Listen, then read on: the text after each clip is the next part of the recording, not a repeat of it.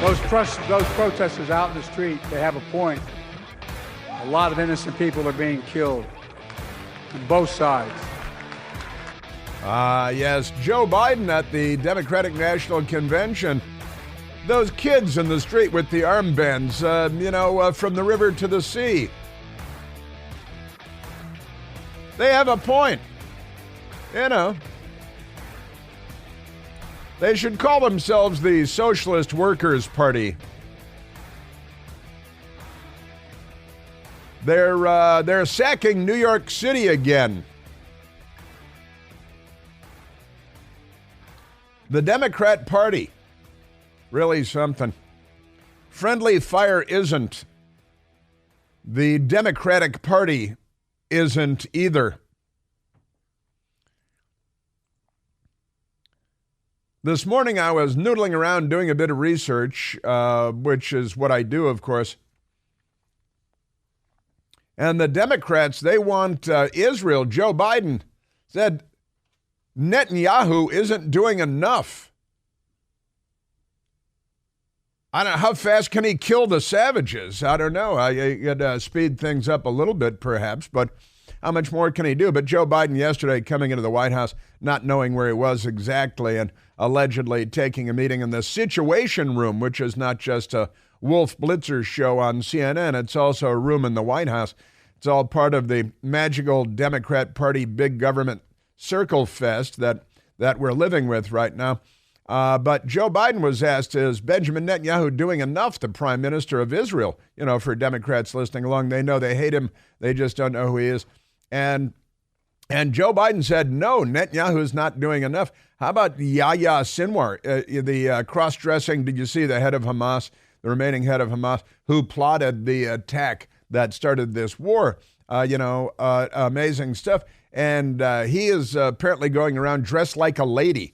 He's a bearded man, but the Palestinians see him and they think dressed like a lady, and they think, what's a Democrat doing here? They got an American Democrat wandering around the neighborhood dressed like a lady.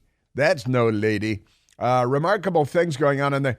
And the Democrat mob is back on the streets of New York. And you stop and ask, as someone did with their video camera yesterday, said, what about the hostages and the American that were massacred the other day and in New York City? The response you get is they deserved it because they're Democrats. They're a murderous, bloodthirsty lot. They're not liberals. They're the left. Am I right about this, Michael? Of course I'm right about this. So remarkable things have happened since last we met. I did take yesterday off here at the radio station. I did my Newsmax show last night, went in and did the television show, but didn't do the radio show yesterday. And we've got a lot going on. Since we last met, we were talking about the incident that was not an incident at Arlington National Cemetery, because the Democrats, their reverence for Arlington National Cemetery and for our troops and for the fallen is so profound that they could not stand any offense to Arlington National Cemetery.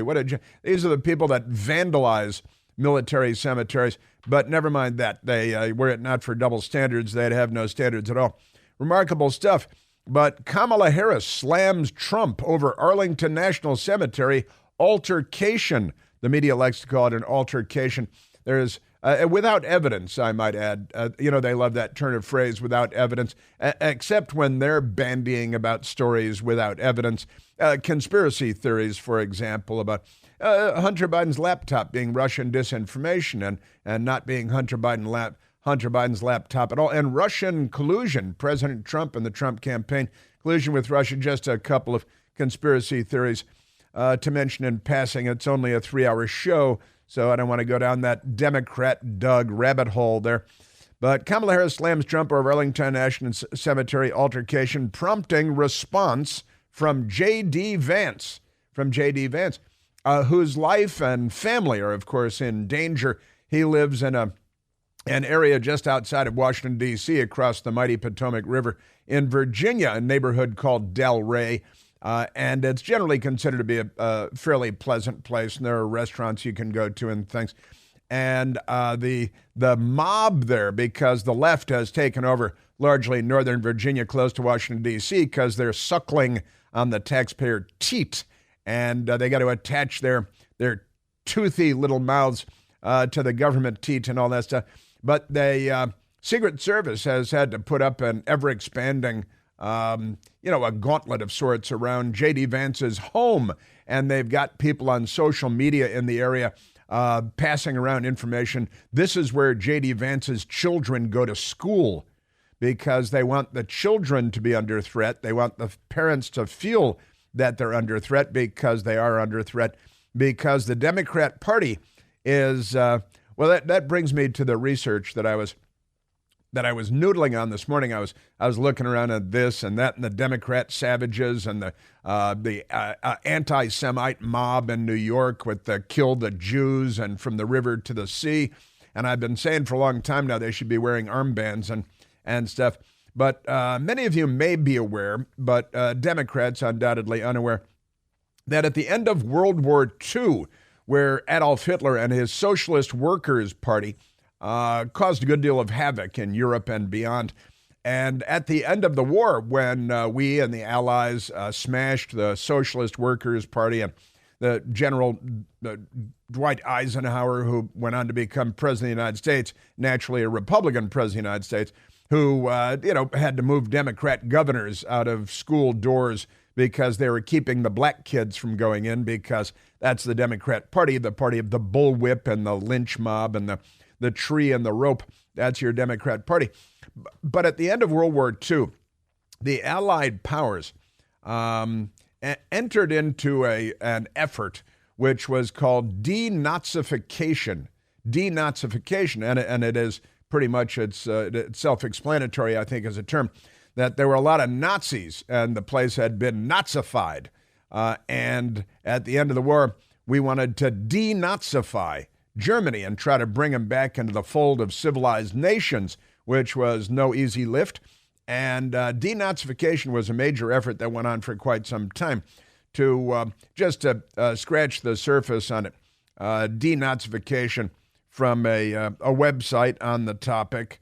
It's an Allied museum in Europe, and denazification described thusly: it was clear to the victorious Allies of World War II, well before the German army capitulated in 1945, that the entirety of German society would need to be cleansed of Nazi influences and effects, and that the Germans would need to be, quote, re-educated, end quote, in democratic values.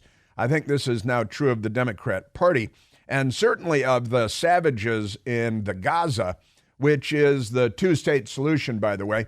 The two-state solution is you guys get Gaza, you get to have elections and self-govern and elect your own leaders and have your own schools, and the Israelis will provide you with all the medical supplies so you can run hospitals. And in fact, I saw there's a kind of a funny story that they had to stop the hostilities in Gaza for a minute so they could administer the children the polio vaccine, which was, of course, developed by a Jew and being given to them for free by the Jews and the Americans who they want to exterminate. I think maybe this year no polio vaccines for you guys, just saying, but call me old-fashioned.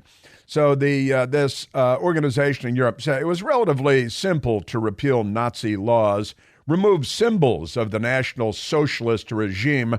I like to call it the National Socialist German Workers' Party because that's what they called themselves, the Socialist Workers' Party of Germany. They weren't exactly conservative, constitution-loving. I see in the Democrats they want to do away with the Constitution in the United States too. From the Los Angeles Times to the New York Times, they want to do away with the Constitution.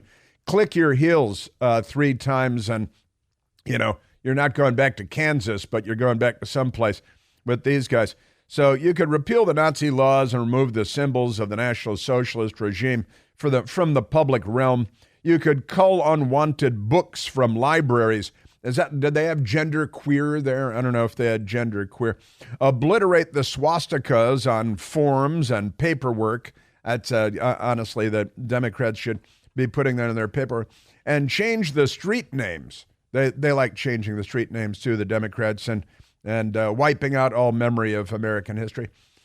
A much greater problem was what to do with the some 8.5 million members of the Nazi Party and the many more millions out of the German population of 70 million people who had belonged to one or another Nazi organization. How to denazify them. Now, I started out thinking this because if you want to have a peace agreement with Hamas, we're going to need de-Hamasification of the Gaza and the West Bank because these savages are genocidal, they're bloodthirsty racists, and they are hell-bent on wiping out Israel from the river to the sea. And the Democrat Party is chanting that in the United States of America. Representatives by the thousands in New York City yesterday. It's not like it was 2 years ago in some remote corner of the country. Yesterday, they're saying at least 7,000 pro-genocide, Jew-hating Democrats, every filthy, stinking one of them, a Joe Biden voter, a Barack Obama voter, a Hillary Clinton voter, was a Joe Biden voter, now a Kamala Harris, because they'll do whatever the party tells them to do. If the party told them to start wearing armbands today, they'd start wearing armbands today. There is no doubt in my mind about that. But denazification should be the model that is brought back for Hamas and the Palestinian so-called people in the midst of this savage war where they're still holding at least 101 hostages. We have no idea how many are still alive because they keep them after they're dead because they're savages. And did you see this creepy Yahya guy, the head of Hamas that plotted the attack? He's apparently going around the Gaza now dressed like a lady. He's a bearded man dressed like a lady, which is something else they have in common with the Democrats, because that's perfectly normal in Democrat Party circles. He might tell people that he's pregnant, and then the Democrat Party would, it's amazing they didn't invite him to the Democratic Convention in Chicago to be a featured speaker. But amazing stuff. So denazification needs to be reborn, brought out of this dark crack in history, and the de-Hamasification of Gaza and the West Bank is, you might argue, the only way forward, because the savages cannot live in peace with the Jews next door. That can't happen. And then there's the problem of the Democrat Party in the United States of America. And what we witnessed in New York yesterday is one perfect emblem of what I'm talking about here. They were by the thousands out in the street with Hamas flags, literally, Palestinian flags, a greater number of Palestinian flags, chanting from the river to the sea. And they've got what was their new chant that is, they're a little bit free. They're almost free. They're almost free. You just got to kill more Jews and kill more hostages. And you ask the people in the streets of New York yesterday, well, what about the murder of the hostages? They deserved it, all right? Now, we need the denazification, the de-Hamasification of the Democrat Party in the United States of America, because they live among us. And these are not Germans who wore the armband and worshiped the party in the 1940s. This is 2024 in New York City and across the United States of America, because they've been Nazifying on college campuses. We've had more upheaval on college campuses. The funniest one is probably at McGill University in Canada, America's hat, our largest national park. And you see, they camped out there, the Kill the Jews encampment last year, to the point where they killed the lawn. They killed the lawn at McGill University because they camped on it for so long and they urinate on themselves and stuff. And so the lawn was replaced with fresh sod. And all the Jew haters who call themselves liberals showed up and they ripped up all the sod at McGill University, a bastion of liberalism in Canada. We're going to have to take over Canada one of these days. Really make it a park officially, our largest national park. Remarkable stuff. And this document cites the Nuremberg trials. where particularly bad Nazis, that's a fun turn of phrase, isn't it? Were put on trial and many of them hanged and otherwise executed for being Nazis. But today's Democrat Party is a menace to civilization itself. And we have a presidential race going on, so we've got that.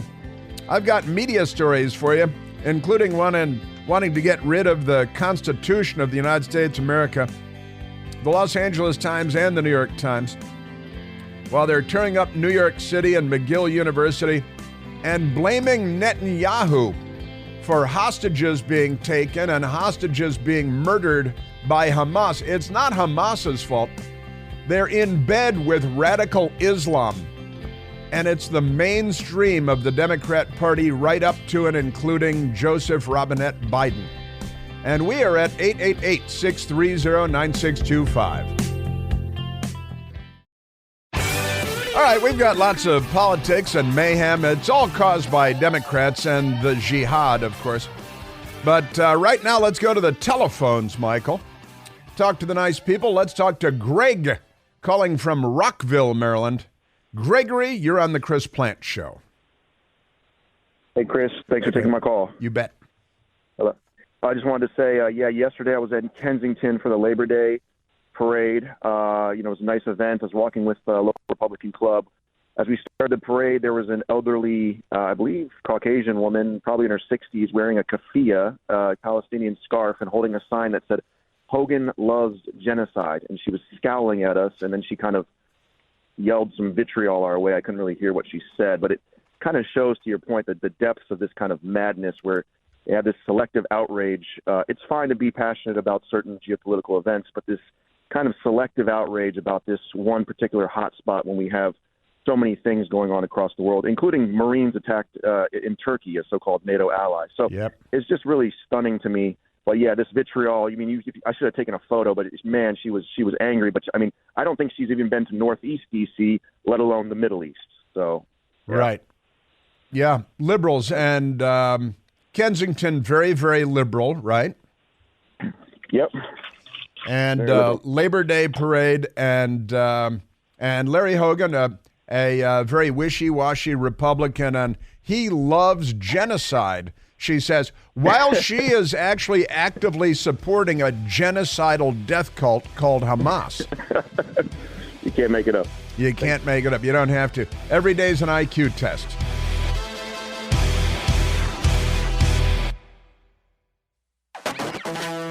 Ah, yes.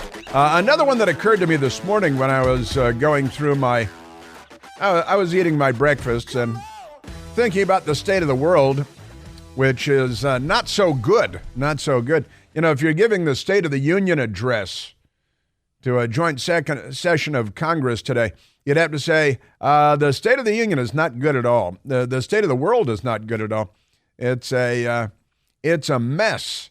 But I was reminded, because I reminded myself this morning using my memory and everything, which Democrats seem to not have.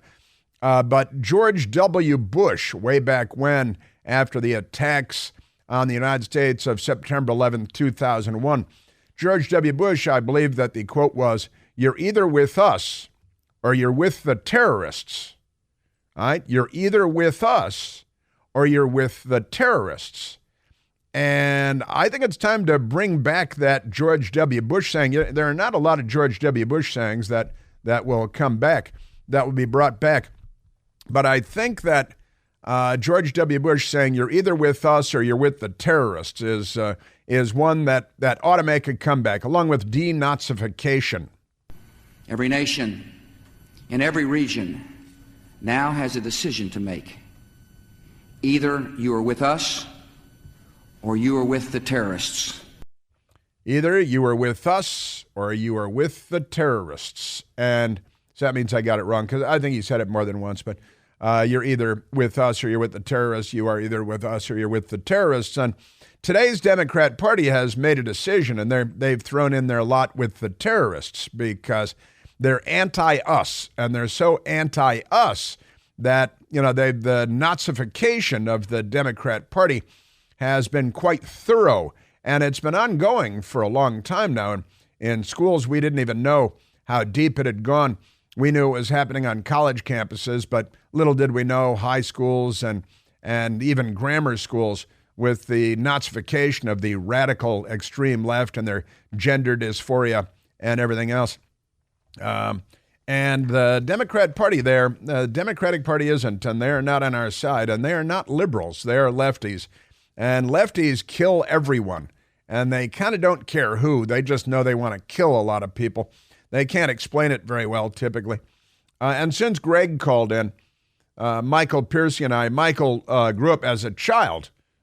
Kensington was his neighborhood parade, his 4th of July parade and stuff when he was a little kid, going with the family and all that stuff. And Kensington, he was reminding me, and I remember this once he reminded me, that Kensington, Maryland is a place that banned Santa Claus from the Christmas parade. They still had a Christmas parade, but they banned Santa Claus. And of course, they banned Jesus and they banned religion because they're anti-U.S. Constitution, anti-Judeo-Christian Western ethics, because they're not on our side. They're radicals. They're the left, and they're extremists. But honestly, between De-Nazification and you're either with us or you're with the terrorists, that's, those are, it's a tragic reality that these terms and phrases should make a comeback because of the so-called Democratic Party, which isn't democratic at all. But that's the way it is. And Kensington, where, the left wants to ban everything that is civilizational. And this is, make no mistake, a battle when you're talking about Hamas and Israel. The battle is between the darkness and the light. It's between good and evil. It's between civilization and the opposite of civilization. And the Democrat Party has chosen the opposite of civilization because, again, they're the left. And I know we stopped teaching the 20th century on college campuses, and we stopped teaching the 20th century in high school, and we stopped teaching civics and Western civilization. But I have not forgotten everything that we learned from the 20th century, the hard-fought battles of the 20th century. It was a horrible and bloody century between World War I and World War II and the Cold War, in large part because of commies and the Socialist Workers' Party of Adolf Hitler. The Japanese helped a lot too, the Soviet Union, and we have erased all of the lessons from our public consciousness, all the lessons of the 20th century. And so, who was I texting with over the weekend saying, I think that the 21st century, we're now nearly a quarter of the way into the 21st century, and I don't think this century, the 21st century, is shaping up very well. I'm not particularly optimistic about the fortunes of planet Earth as we make our way through the 21st century. Because when the good guys, the United States of America, have been taken over by the bad guys, the Democrat Party, from the river to the sea, Palestine will soon be free. You're on the side of today's version of the Nazi Party, of the Socialist Workers' Party of Adolf Hitler. Either you're with us, either you love freedom and with nations which embrace freedom, or you're with the enemy. That's a fact check. And who are they with? Well, they're with the enemy. The enemy of who? The enemy of Israel? Yes. The enemy of civilization? Yes. Radical Islam? A totalitarian death cult, and the Democrat Party is in bed and naked with them and having a good old time. There's going to be a lot of chafing. They might regret the monkeypox later on, but that's remarkable stuff. That's your Democrat Party. Yes, it is. And honestly, there were these two stories over the weekend, very important stories. On the and one of them I shared with you last week because it came out of the Los Angeles Times. The dean of the School of Law at University of California at Berkeley wrote a piece that it's time to get rid of the Constitution of the United States, which means the Bill of Rights as well, of course, because what else would you do? Naturally, you've got to do away with the Bill of Rights, and that's freedom of speech. And we see freedom of speech is under assault in France, in Great Britain, in Brazil, where the Brazilian government has taken X, formerly known as Twitter, and Elon Musk, he's the bad guy, and they've killed X in Brazil because free speech is not their bag. Sieg Heil, meine Schatzi, lots of, after World War II, lots and lots of, what's Nazis, went to Brazil, went to Argentina, went to Brazil. And apparently a lot of it took root, and a lot of it took root in the Democrat Party, too. Really remarkable times we are in. Now, here is the Democrat Party. The University of Maryland. Didn't you go to the University of Maryland? Did they teach you to be a Nazi there? Yeah, just a little bit. Just a tiny bit. Just a tiny bit. But here is the national desk. Anti-Israel group at University of Maryland reserves quad. They got a quad there. You have a quad? You remember you hang out in the quad? Yeah, not so much. Anti-Israel group at the University of Maryland reserves quad for anniversary of Hamas invasion. Sure, why not? And Ray Lewis wrote the story for the national desk. Saw this last week. A friend shared it with me and said, oh, look at this.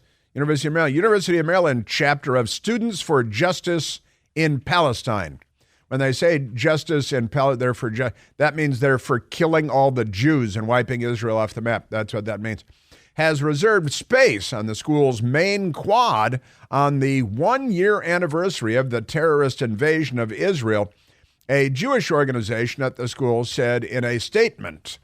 Now, the Maryland Hillel, which provides resources to Jewish students, called the reservation by Students for Justice in Palestine an affront to a day of Jewish tragedy and mourning, a day on which, by the way, more Jews were killed all at once than on any day since the end of World War II. And, by the way, more Americans were killed that day. It was the greatest number of Americans killed in a terrorist attack since September 11th, 2001. But never mind that. While we are celebrating our Jewish pride, others in the Maryland community, there's that word community again, are not. Maryland Hillel Executive Director Ari Israel said. You think he's Jewish? His name is Ari Israel. His name is, that's just let you know right up front.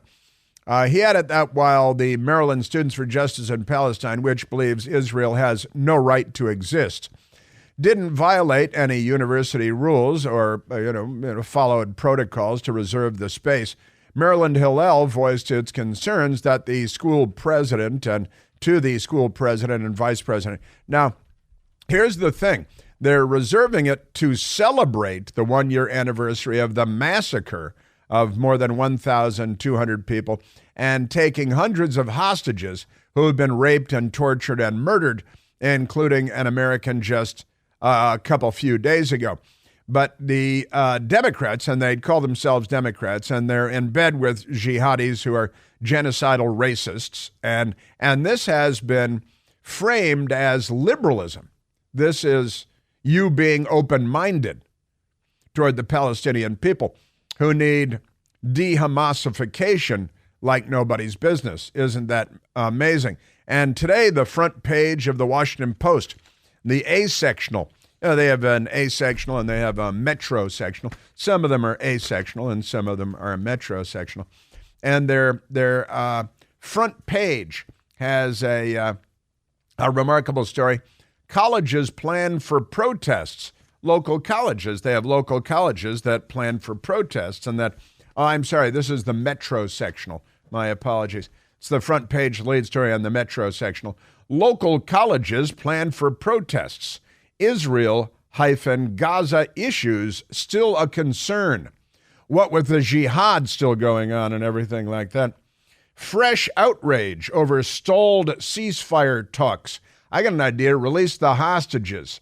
And then maybe we won't kill you, because every now and then, and this is a terrible thing, but it happens from time to time, every now and then, the forces of anti-civilization rise, like the Socialist Workers' Party of Adolf Hitler in Germany in the 1930s and the 1940s.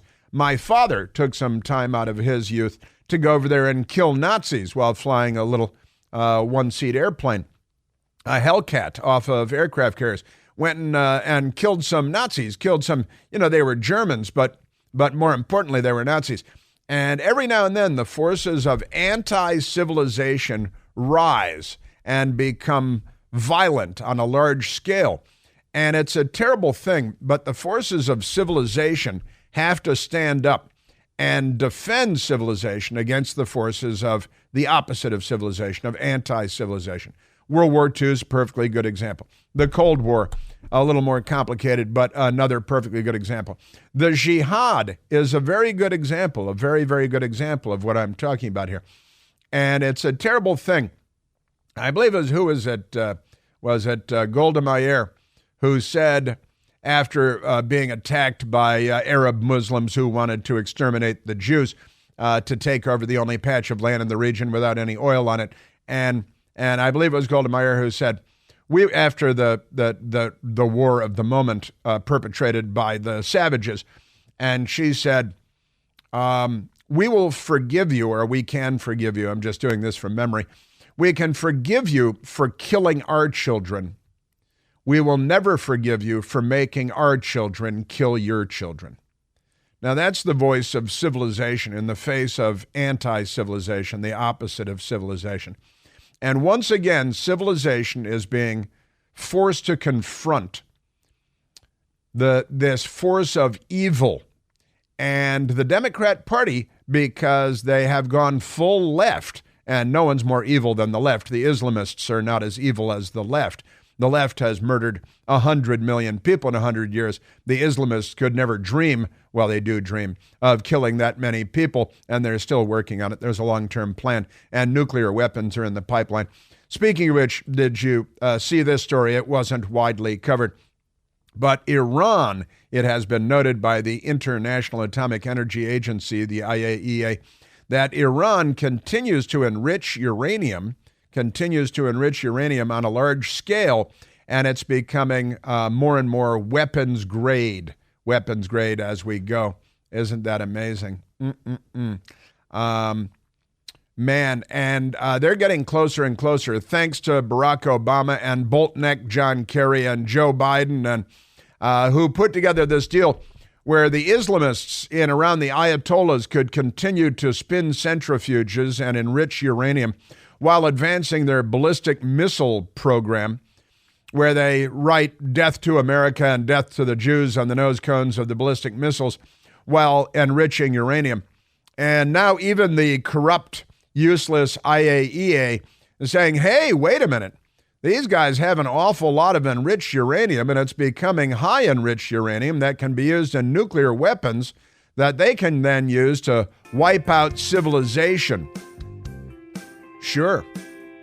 While Yahya Sinwar of Hamas goes around Gaza disguised as a woman, which the Democrats also support. Amazing times we're in. There is a real need for good men and good women to lead the world in 2024. Good thing it's an election year, I guess.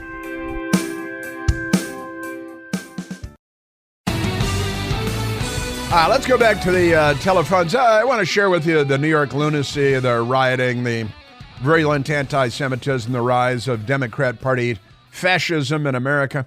I'll share that with you.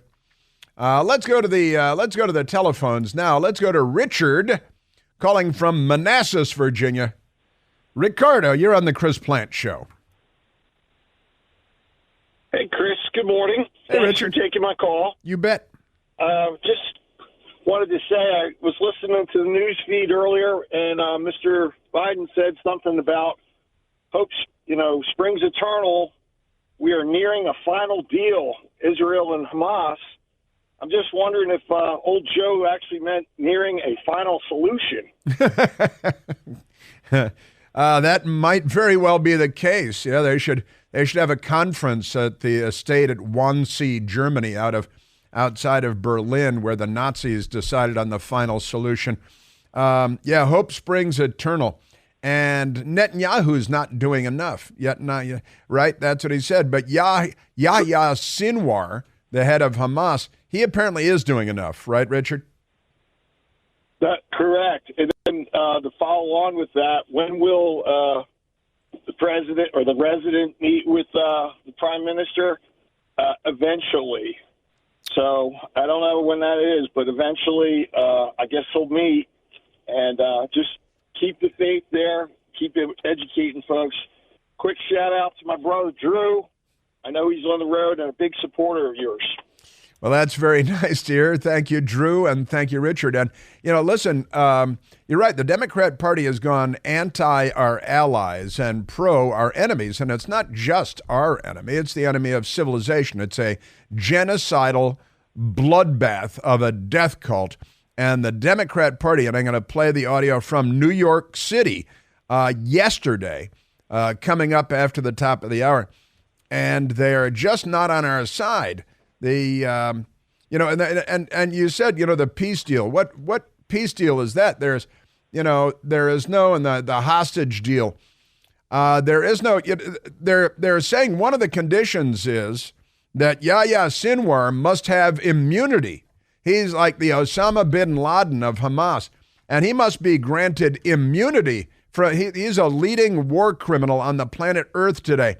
And the Democrats are like, yeah, we'll give him immunity. We're on his side from the river to the sea.